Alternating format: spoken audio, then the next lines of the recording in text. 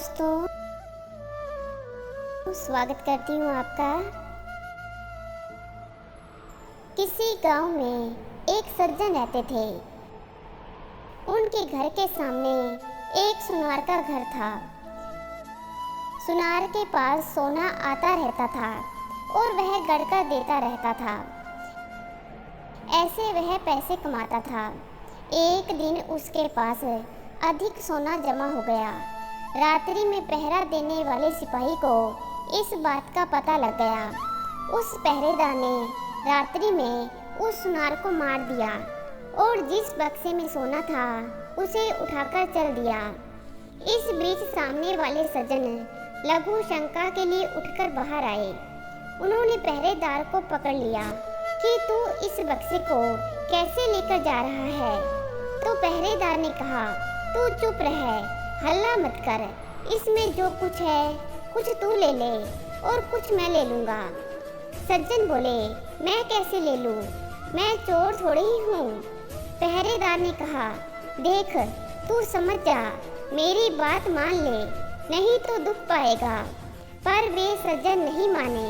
तब पहरेदार ने बक्सा नीचे रखा और वे सज्जन को पकड़कर जोर से सीटी बजा दी। सीटी सुनते ही और जगह पहरा देने वाले सिपाही दौड़कर वहां आ गए। उसने सबसे कहा कि यह इस घर से बक्सा लेकर आया है और मैंने इसको पकड़ लिया है। तब सिपाहियों ने घर में घुसकर देखा कि सुनार मरा पड़ा है। उन्होंने उस सज्जन को पकड़ लिया और राजकीय आदमियों के हवाले कर दिया। जज के सामने बहस हुई तो उस सज्जन ने कहा, मैंने नहीं मारा है, उस पहरेदार सिपाही ने मारा है। सब सिपाही आपस में मिले हुए थे। उन्होंने कहा कि नहीं, इसी ने मारा है, हमने खुद रात्रि में इसे पकड़ा है, इत्यादि। मुकदमा चला। चलते चलते अंत में उस सज्जन के लिए फांसी का हुक्म हुआ। फांसी का हुक्म होते ही उस सज्जन के मुख से निकला, देखो सरासर अन्याय हो रहा है। भगवान के दरबार में कोई न्याय नहीं। मैंने मारा नहीं, मुझे दंड हो, और जिसने मारा है वह बेदाग छूट जाए, जुर्माना भी नहीं। यह अन्याय है। जज पर उसके वचनों का असर पड़ा कि वास्तव में यह सच बोल रहा है। इसकी किसी तरह जांच होनी चाहिए। ऐसा विचार करके उस जज ने एक योजना बनाई। सुबह होते ही एक आदमी रोता चिल्लाता हुआ आया और बोला, हमारे भाई की हत्या हो गई सरकार, इसकी जांच होनी चाहिए। तब जज ने उसी सिपाही और कैदी सज्जन को मरे हुए व्यक्ति की लाश उठाकर लाने के लिए भेजा। दोनों उस आदमी के साथ वहां गए जहां लाश पड़ी थी। खाट पर लाश के ऊपर कपड़ा बिछा था, खून बिखरा पड़ा था। दोनों ने उस खाट को उठाया और उठाकर ले चले। साथ का दूसरा आदमी खबर देने के बहाने दौड़कर आगे चला गया। तब चलते चलते सिपाही ने कैदी से कहा, देख उस दिन तू मेरी बात मान लेता तो सोना मिल जाता और फांसी भी नहीं होती। अब देख लिया सच्चाई का फल। कैदी ने कहा, मैंने तो अपना काम सच्चाई का ही किया था। फांसी हो गई तो हो गई, हत्या की तूने और दंड भोगना पड़ा मेरे को। भगवान के यहाँ न्याय नहीं। खाट पर झूठ मूठ मरे हुए के सम्मान पड़ा हुआ आदमी उन दोनों की बातें सुन रहा था। जब जज के सामने खाट रखी गई तो खून भरे कपड़े को हटाकर वह उठ खड़ा हुआ और उसने सारी बातें जज को बता दी कि रास्ते में सिपाही यह बोला और कैदी यह बोला। यह सुनकर जज को बड़ा आश्चर्य हुआ। सिपाही भी हक्का बक्का रह गया। सिपाही को पकड़कर कैद कर लिया गया, परंतु जज के मन में संतोष नहीं हुआ। उसने कैदी को बुलाकर एकांत में कहा कि इस मामले में तो मैं तुम्हें निर्दोष मानता हूँ, पर सच सच बताओ कि इस जन्म में तुमने कोई हत्या की है क्या?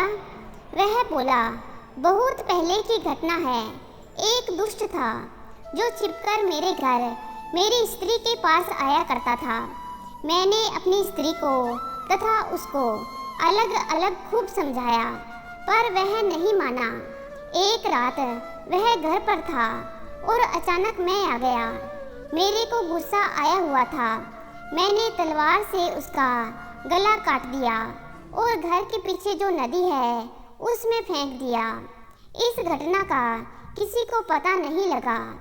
यह सुनकर जज बोला, तुम्हारे को इस समय फांसी होगी ही। मैंने सोचा कि मैंने किसी से रिश्वत नहीं खाई, कभी बेईमानी नहीं की, फिर मेरे हाथ से इसके लिए फांसी का हुक्म लिखा कैसे गया। अब संतोष हुआ। उसी पाप का फल तुम्हें यह भोगना पड़ेगा।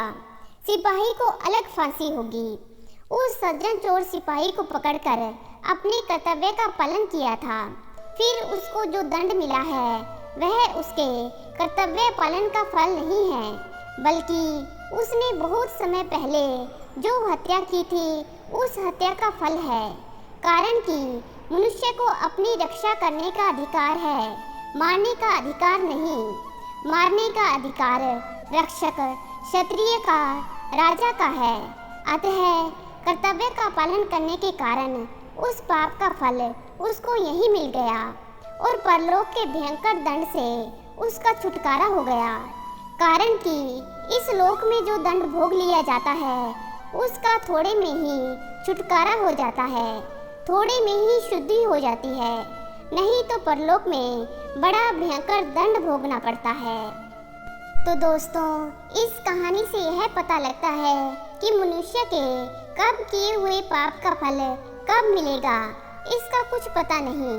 भगवान का विधान विचित्र है। जब तक पुराने पुण्य प्रबल रहते हैं तब तक उग्र पाप का फल भी तत्काल नहीं मिलता। जब पुराने पुण्य खत्म हो जाते हैं तब उस पाप की बारी आती है। पाप का फल तो भोगना ही पड़ता है, चाहे इस जन्म में भोगना पड़े या जन्मांतर में। तो दोस्तों, कैसी लगी आज की कहानी? उम्मीद करती हूँ कहानी को पसंद करेंगे। फिर मिलेंगे दोस्तों एक नई कहानी के साथ। तब तक के लिए हंसते रहें, मुस्कुराते रहें, अपना ख्याल रखें और इसी तरह हमारे साथ जुड़े रहें। धन्यवाद। अगर आपको ये कहानी अच्छी लगी और इससे कुछ सीख मिली तो चैनल को सब्सक्राइब ज़रूर करें। आपका एक सब्सक्राइब हमें इसी तरह से नई नई कहानियाँ आपके लिए लाने के लिए प्रेरित करता है।